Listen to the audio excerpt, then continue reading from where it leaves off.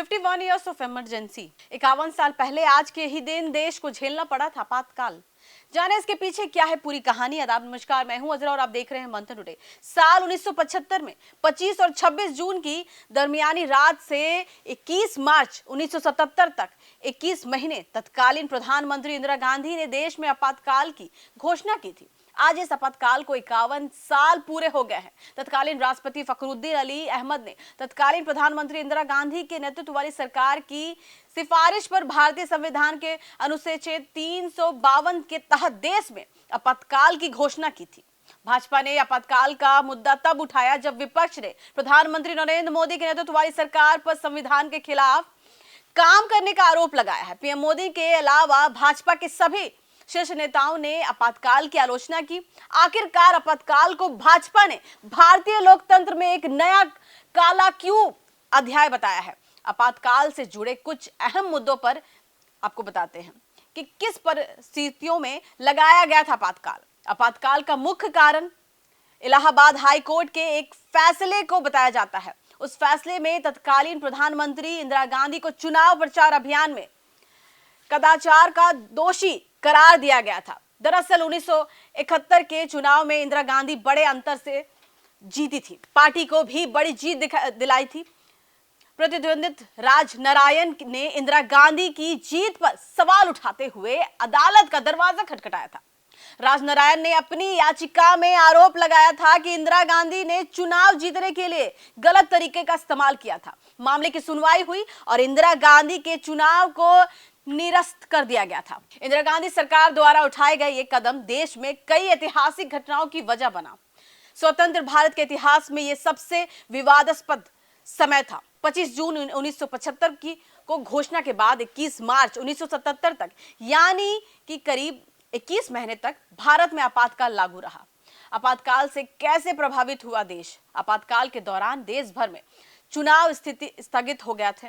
आपातकाल की घोषणा के साथ हर नागरिक के मौलिक अधिकार निलंबित कर दिया गया था। लोगों के पास ना तो अभिव्यक्ति की आजादी का अधिकार था और ना ही जीवन का अधिकार था।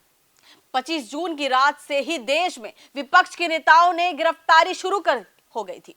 अटल बिहारी वाजपेयी, लाल कृष्ण आडवाणी, जयप्रकाश नारायण जैसे बड़े नेताओं को जेल भेज दिया गया था।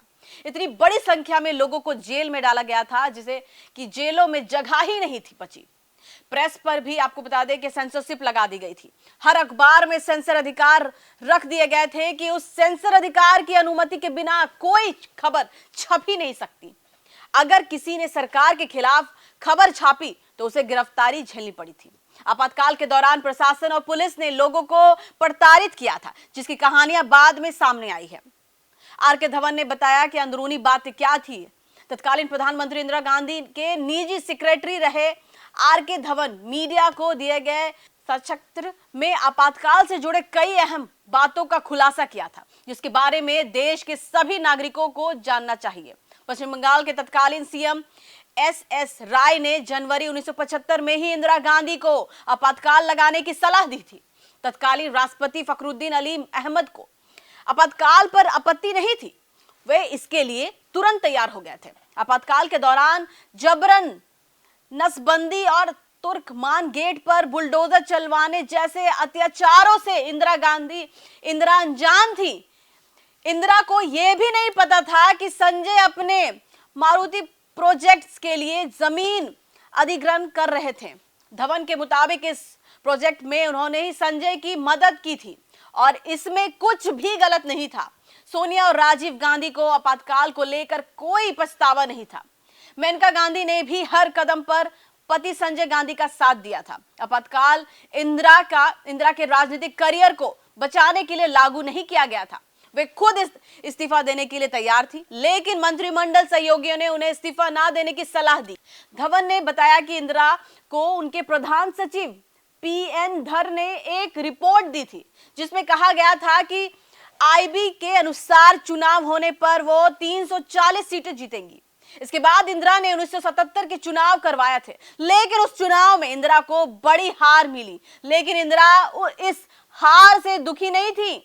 हार की खबर मिलने के बाद इंदिरा ने कहा था कि शुक्र है, मेरे पास अब अपने लिए समय होगा। चलिए फिलहाल के इतना ही। देश विदेश की ताजा खबरों को देखने के लिए देखते रहिए मंथन टुडे। अगर आपने हमारे चैनल को सब्सक्राइब नहीं किया तो अभी करें, लाइक करें, शेयर करें, फॉलो करें और ऐसी निष्पक्ष पत्रकारिता देखते रहे मंथन टुडे। शुक्रिया।